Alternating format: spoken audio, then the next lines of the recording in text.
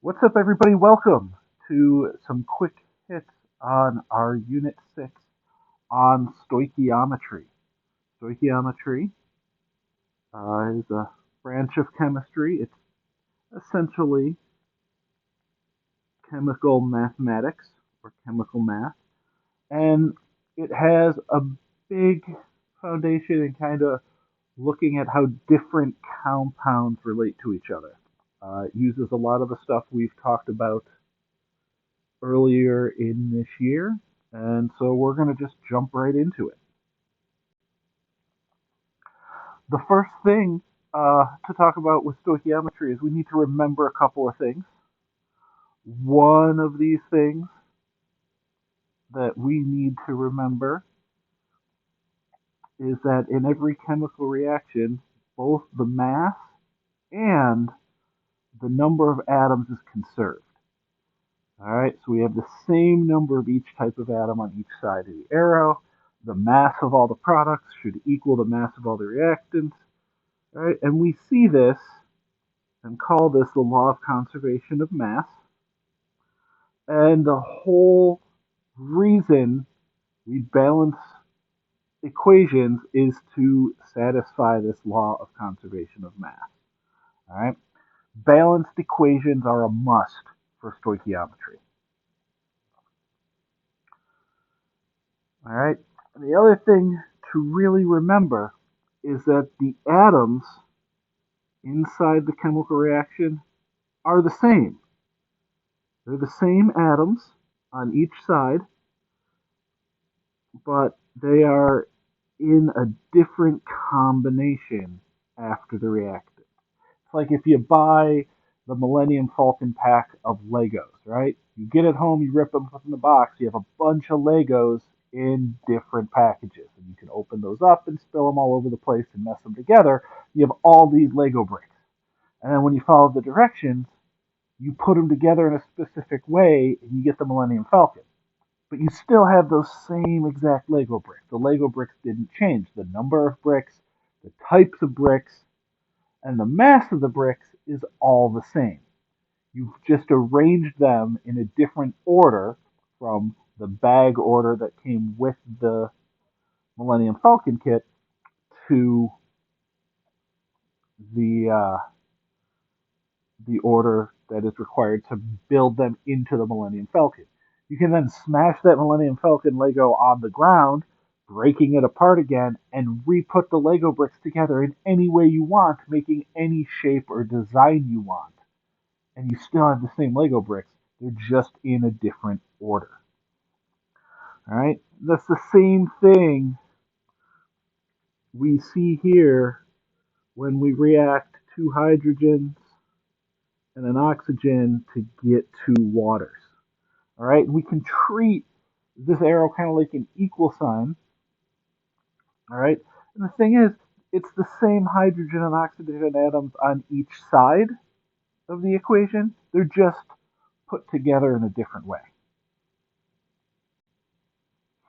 So if I take this version of two hydrogens, one oxygen, and two waters, and I read it, I can say we have two H2s react with one O2, and we get two H2Os. It's exactly what I see in my equation up here.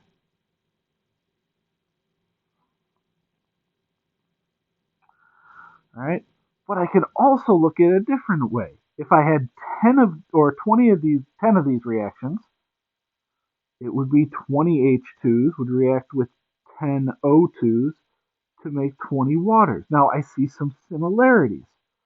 My number of hydrogens and my number of waters stay the same as each other, just like up in the equation, and the number of oxygens is half that many.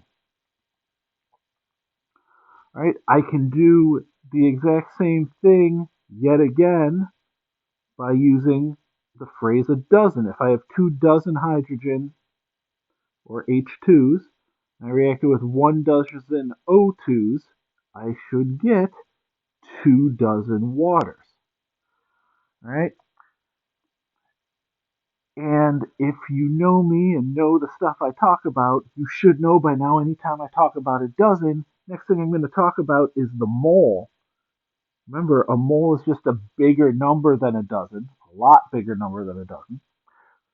So it's like saying 2 moles of hydrogen reacts with 1 mole of oxygen to give me 2 moles of water. All right? But in each and every situation, there's 2 hydrogens,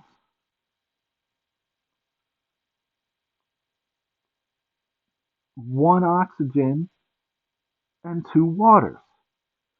All right, 2, 1, 2. 20, 10, and 20 would reduce into 2, 1, 2 if I divided all of them by 10. 2 dozen, 1 dozen, 2 dozen. 2 moles, 1 mole, 2 moles. Same thing over and over and over again. And what this leads us to see is that coefficients in a balanced chemical equation are really just telling us the number of moles for each compound. And we can then go in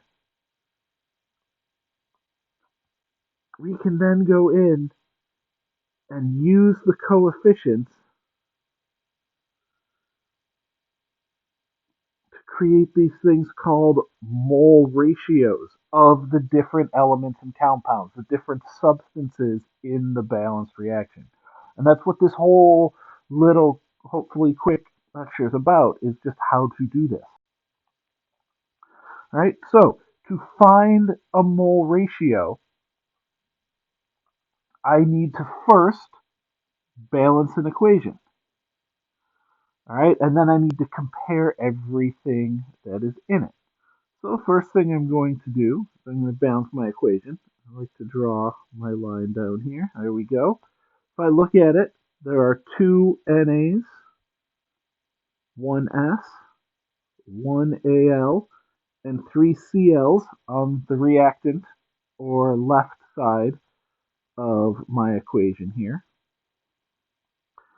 There's 1Na, 1Cl, 2Als, and 3S's on the left side.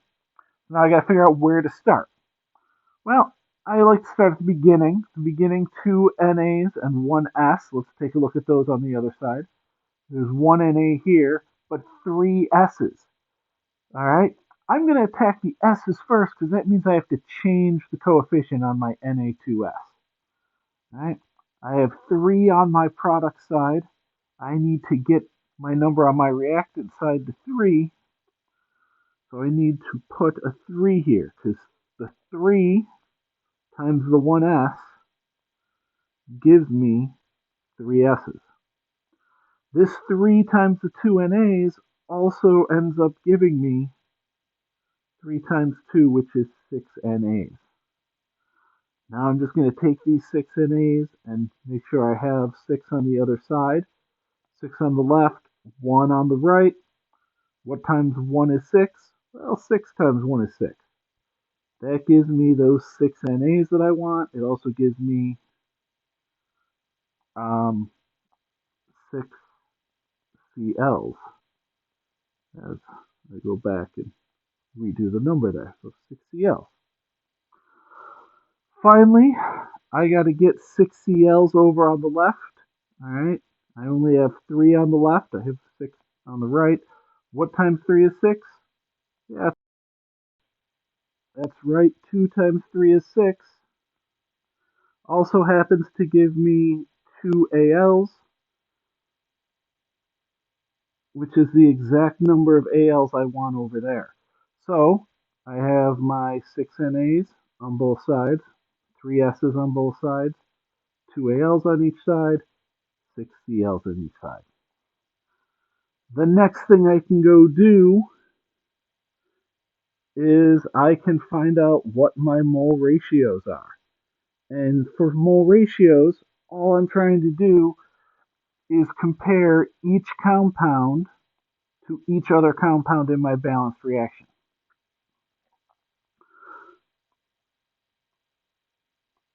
So if I start right here with Na2S, For every 3 Na2S's,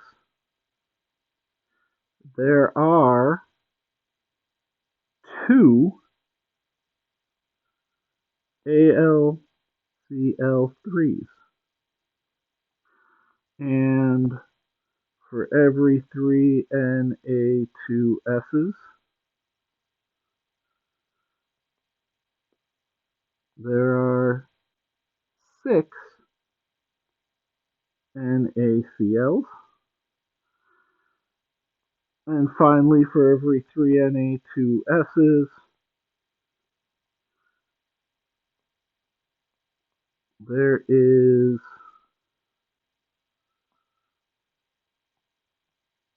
1 Al2S3. And I am just grabbing the compound formula with the coefficient. And that's how I am looking at these ratios. Yes, some of them can be reduced, like this 3 to 6 is really a 1 to 2 ratio. But I'm just going to leave it at 3 to 6 right now. So the main point I'm trying to hit home that each one of these is where I get these ratios from. All right, if I then went and did my 2AlCl3s, I have to compare it to each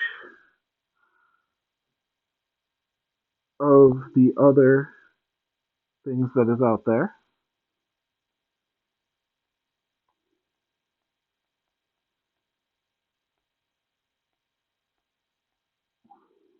And what I can see is that 2AlCl3s related to 3 Na2S's. It is related to 6 NaCls, and it is related to 1 Al2S3. I can continue to do this for my 6 NaCls.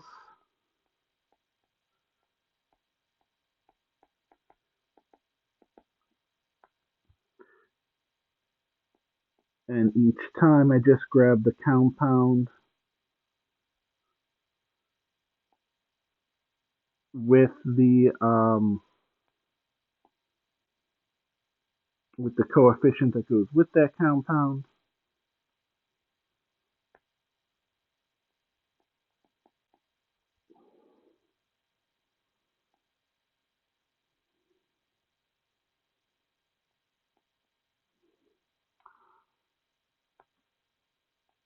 And that's how I come up with these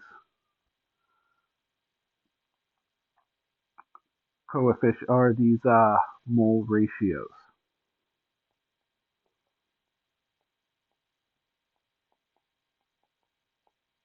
And it happens for each and every single